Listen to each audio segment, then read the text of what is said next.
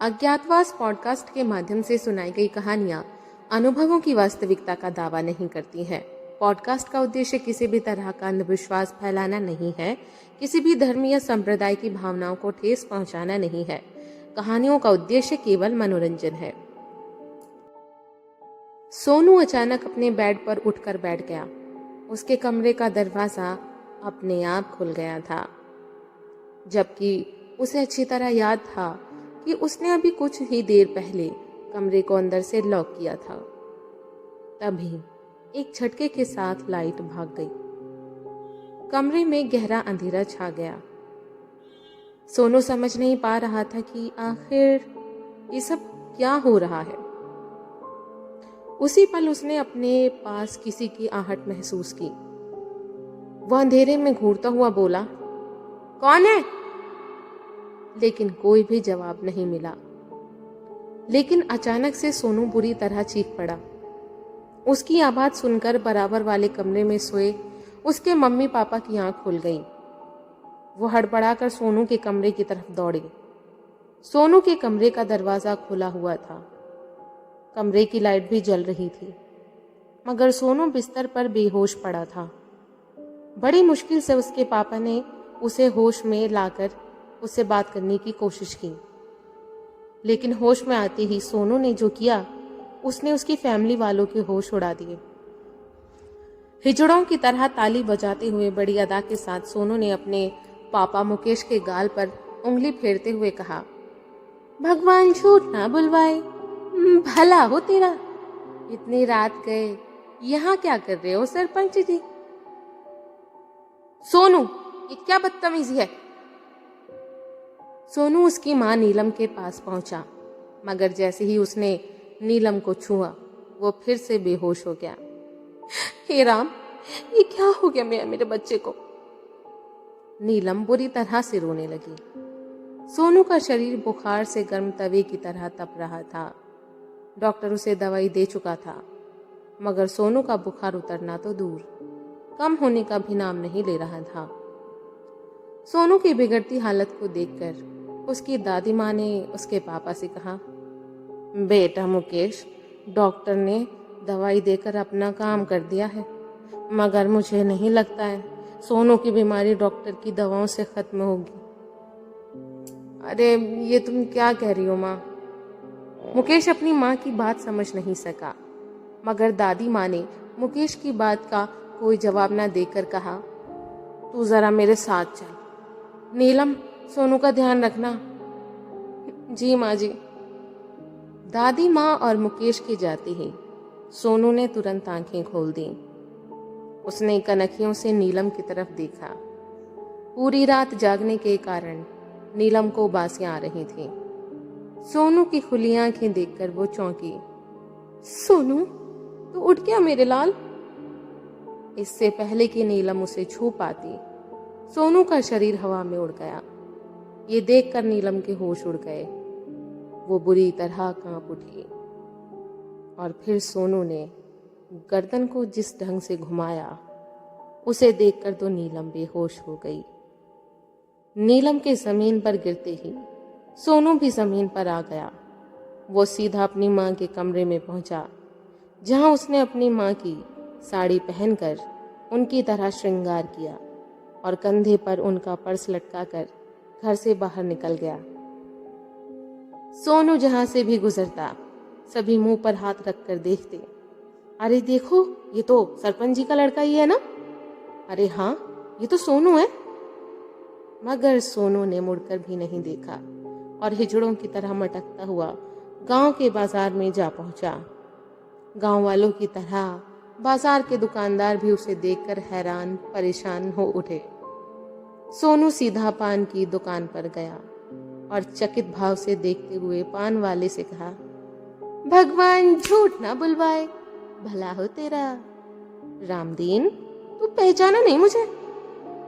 सोनू के बोलने का अंदाज सुनकर रामदीन पान वाले की आंखें हैरत से चौड़ी हो गईं। मारे डर के उसका हलक सूख गया। अपने मन के डर को छिपाने की कोशिश करते हुए उसने कलावती हिजड़े की पसंद का पान लगाया और उसे दे दिया। उसकी इतनी हिम्मत नहीं हो रही थी कि वो उससे पूछ सके कि उसका शरीर और शक्ल सरपंच के लड़के सोनू जैसा क्यों हो गया है। सोनू पान चबाता हुआ आगे बढ़ता रहा। हर दुकानदार उसे बड़ी ही अजीब और डर भरी निगाहों से देखता रहा। उधर सोनू की दादी मुकेश के साथ मंदिर के पुजारी विष्णु प्रसाद के पास पहुंची और उन्हें अपने पोते की बीमारी के बारे में बताया। पंडित विष्णु प्रसाद तुरंत चौकी लगाकर योग साधना के जरिए ध्यान मग्न होकर बैठ गए और सोनू की बीमारी की वजह जानने की कोशिश करने लगे। सोनू के साथ घटी घटना उनके सामने किसी फिल्म की तरह चलने लगी। वो बोल रहे थे, पट पट होम ओम ओम। दूर से आती अजीबोगरीब आवाज के साथ आते रोने सिसकने के दबे दबे शोर से अचानक सोनू की आंख खुल गई। सोनू गांव के सरपंच मुकेश का 14 साल का इकलौता बेटा था। उस रात वो गांव में हो रही बैसाखी के मेले में घूम घूम कर इतना थक गया था कि उसमें अपने घर जाने की भी हिम्मत नहीं बची थी। पास ही उनके खेत थे जहां ट्यूबवेल पर 24 घंटे एक चारपाई पड़ी रहती थी। सोनू वहीं जाकर लेट गया। पता नहीं कब नींद की खुशनुमा वादियों में वो खोता चला गया। अभी उसे सोए हुए शायद 1 या 1.5 घंटा ही हुआ था कि सन्नाटे को भंग करते शोर से उसकी नींद टूट गई। हालांकि मैं आपसे एक बात कहना चाहूंगी कि इतनी रात में भले ही आपका बच्चा कितना ही निडर क्यों ना हो, आपको उसे बाहर यूं अकेला नहीं छोड़ना चाहिए। अपने बच्चे का पूरा ध्यान रखें कि वो कहाँ जा रहा है। और अक्सर ऐसे इतनी कम उम्र के बच्चे को खेत में अकेले सोने देना कोई समझदारी नहीं है। बात भले ही आत्माएं भूत प्रेतों की हो या फिर असल दुनिया की, नुकसान और खतरा हर जगह हो सकता है। सोनू हड़बड़ा कर उस शोर से उठ बैठा। उसने देखा खेतों के बीचों बीच बने कच्चे रास्ते पर कुछ साए आगे बढ़ रहे थे। उसे बड़ा अजीब लगा क्योंकि उन लोगों में से कुछ लोग कुछ घसीटते हुए ले जा रहे थे।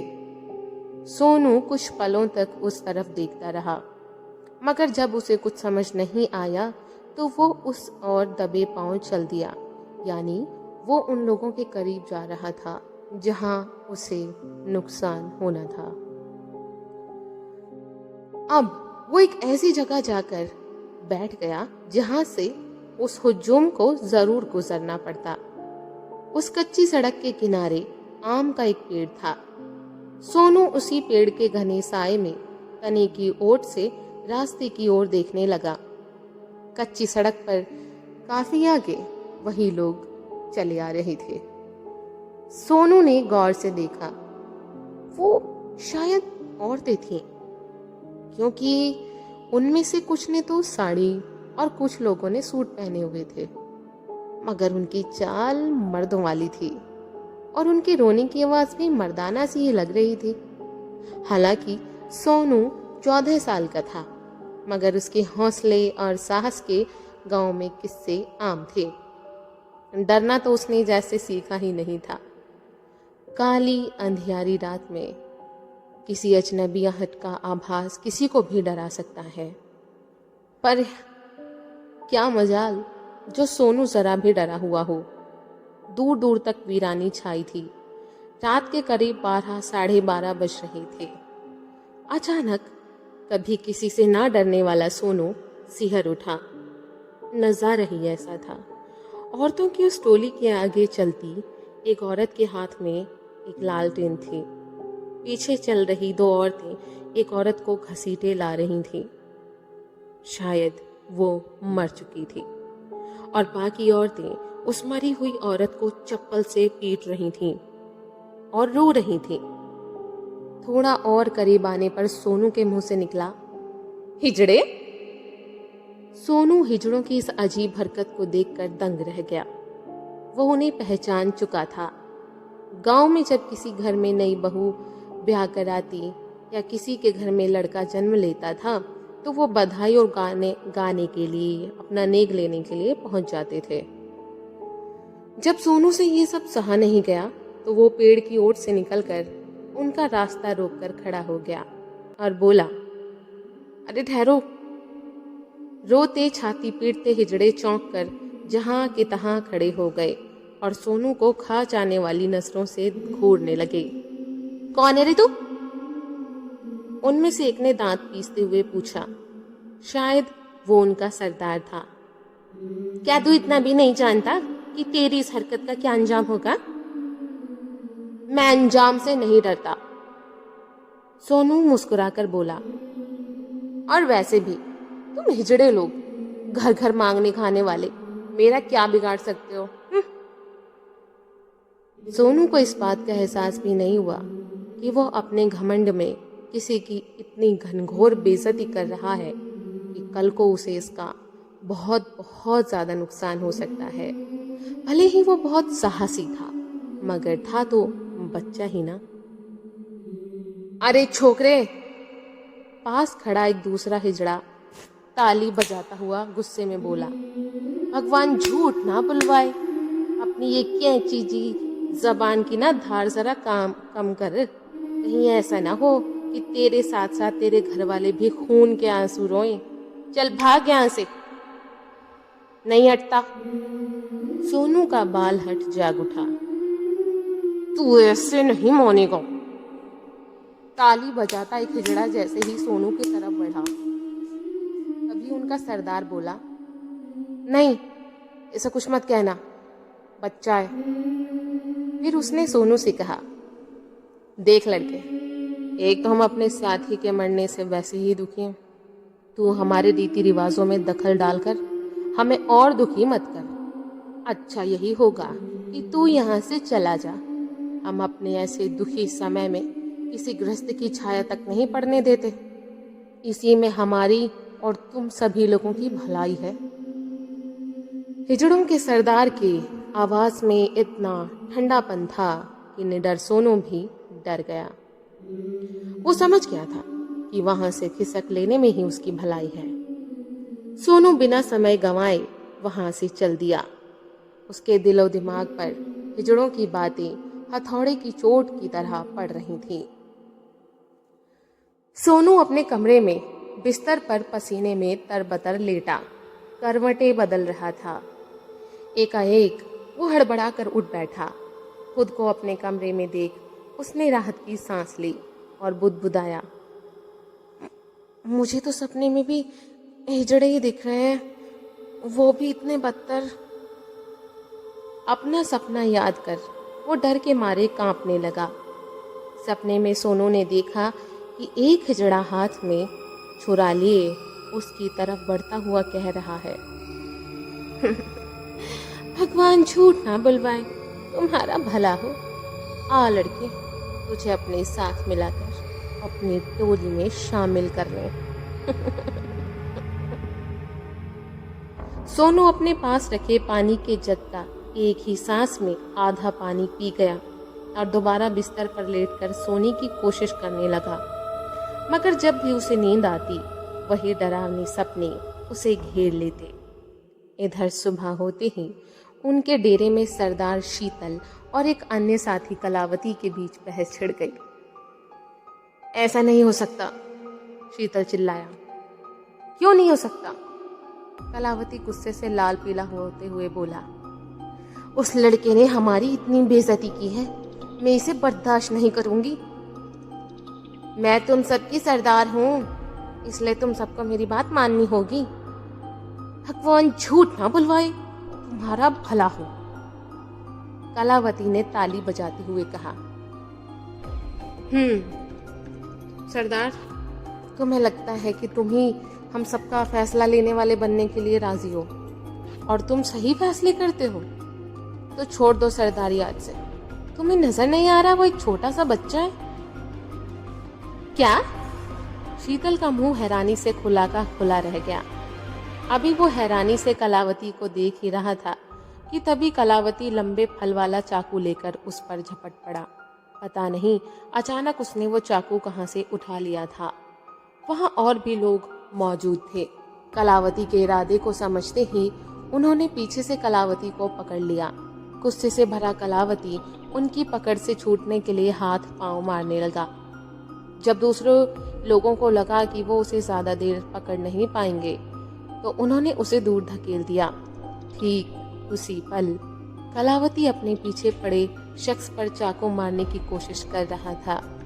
नतीजा ये हुआ कि शरीर को झटका लगते ही वो जमीन पर गिरा और उसका खंजर उसी के सीने में जा घुसा। कलावती गला फाड़कर चीखा। सभी हैरान होकर आंखें फाड़े उसे देख रहे थे। अचानक हुई इस दुर्घटना ने सभी के दिमाग को कुछ पलों के लिए सुन्न कर दिया था। पंडित विष्णु प्रसाद ने अचानक आंखें खोल दी। वो बहुत बेचैन नजर आ रहे थे। मुकेश और उनकी माँ पंडित जी के सामने हाथ जोड़कर बैठे थे। अचानक पंडित जी उठ खड़े हुए। क्या हुआ पंडित जी? सोनू की दादी ने पूछा। जल्दी करो, हमारे पास समय बहुत कम है। क्या? मुकेश किसी अनहोनी के डर से कांप उठे। समय कम है? मैं समझा नहीं पंडित जी। पहले यहाँ से चलो मुकेश, मैं रास्ते में तुम्हें सब बता दूंगा। कहते हुए पंडित जी अपने थैले में जरूरी सामान भरने लगे। सोनू दोपहर ढलते ही गांव के आखिरी छोर पर रह रहे लोगों के छोटे से मोहल्ले में जा पहुंचा। एक अजनबी और कम उम्र के लड़के को साड़ी में लिपटे देखकर सभी ने उसे घेर लिया। कौन है तू और यहाँ क्या कर रहा है? एक ने सोनू से पूछा। भगवान झूठ ना बुलवाए, भला हो तेरा कम्मो जान। इतनी जल्दी भूल गई अपनी कलावती मौसी को? क्या? सभी हैरान होकर सोनू को देखने लगे, मानो उनके सामने कोई भूत खड़ा हो। तभी वहां के सरदार शीतल आ पहुंचे। अरे क्या हो गया? क्यों भीड़ लगा रखी है? अरे ये नया लड़का कौन है? कलावती मौसी। कम्मो इतना कहते ही बेहोश हो गई और शीतल, उसकी तो जैसे सोचने समझने की शक्ति ही खत्म हो गई थी।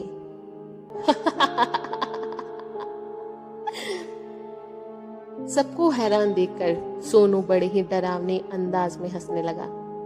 अरे चुप! शीतल खुद को संभालते हुए चीखा। ये क्या नाटक है? कौन है रे तू? भगवान झूठ ना बुलवाए, सोनू ने उनकी ही अंदाज में ताली बजाते हुए कहा। क्या तू भी मुझे नहीं पहचान पाई शीतल? अरे कैसी सरदार है तू? कलावती को, अपनी प्यारी सहेली को नहीं पहचाना? मगर ये कैसे हो सकता है? 2 दिन पहले कलावती तो। बाकी के शब्द शीतल के गले में ही अटक कर रह गए, क्योंकि बात थी ही ऐसी। और बाकी की बात कलावती ने पूरी कर दी।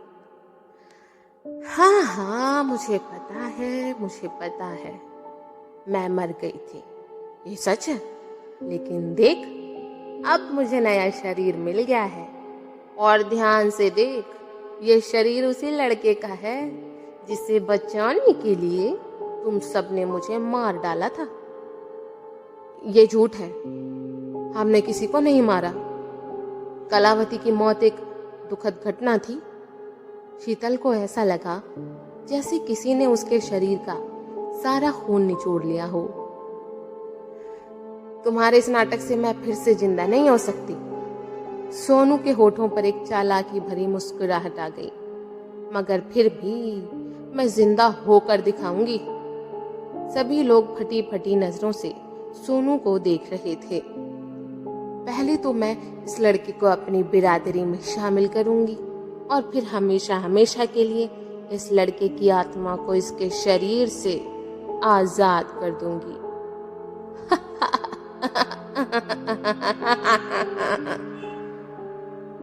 तब ये शरीर मेरा हो जाएगा।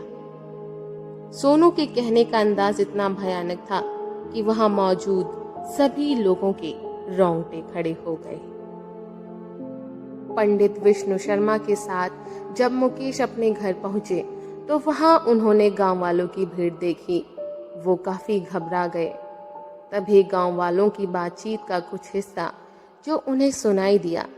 वो कह रहे थे, पता नहीं सरपंच की पत्नी कैसे बेहोश हो गई थी और उनका लड़का भगवान जाने उसे क्या हो गया।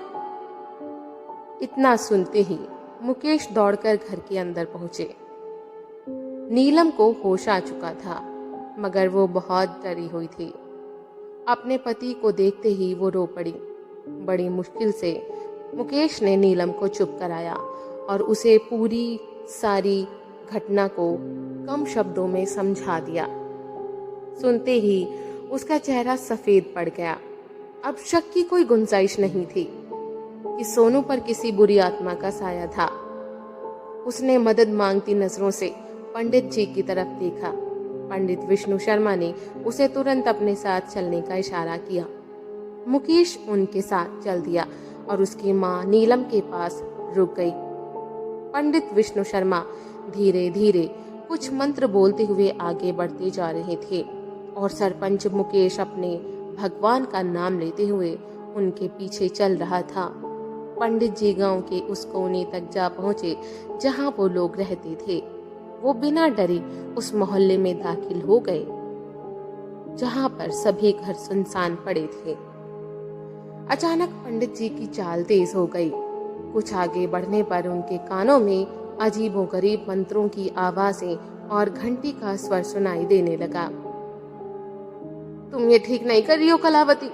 हम किसी को उसकी मर्जी के बिना अपनी टोली में शामिल नहीं कर सकते। उनके सरदार शीतल ने अपने डर पर काबू पाते हुए उसे समझाने की पूरी कोशिश की। पूरी बस्ती उन्हें घेरे खड़ी थी, मगर सभी इतने डरे हुए थे कि किसी के मुंह से कोई आवाज तक नहीं निकल पा रही थी। बेहोश कम्मों को भी होश आ चुका था। ये नियम कायदे मुझे मत सिखा शीतल। सोनू के मुंह से निकलने वाली आवाज इतनी भयानक थी कि शीतल के रोंगटे खड़े हो गए। इस लड़के के हमारी टोली में शामिल होने से बहुचरा माता बहुत खुश होंगी। मैं तुझे ऐसा नहीं करने दूंगी। अच्छा, कैसे रोकेगी मुझे? हा? कैसे?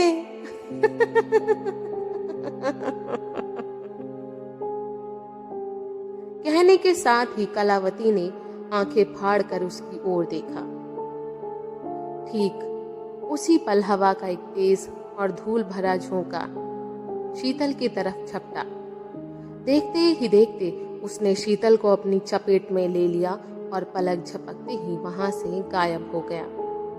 ये नजारा देखकर वहां मौजूद भीड़ पीछे हटने लगी। ये देखकर सोनू ने रोंगटे खड़े कर देने वाली जोरदार हंसी हंसी और वहां से चल दिया।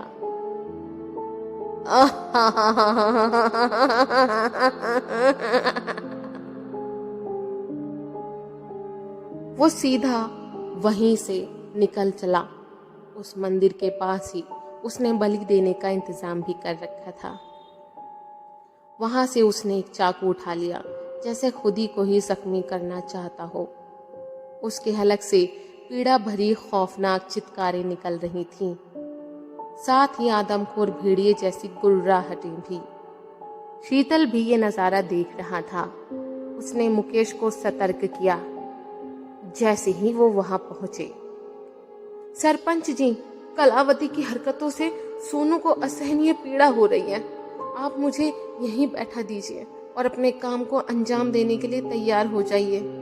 याद रखिएगा, आपकी हल्की सी चूक आपके बेटे को आपसे हमेशा हमेशा के लिए जुदा कर देगी। नहीं। मुकेश के मुंह से दहशत भरा स्वर निकला। कुछ ही पलों में वो सिर से पांव तक पसीने में नहा उठा था।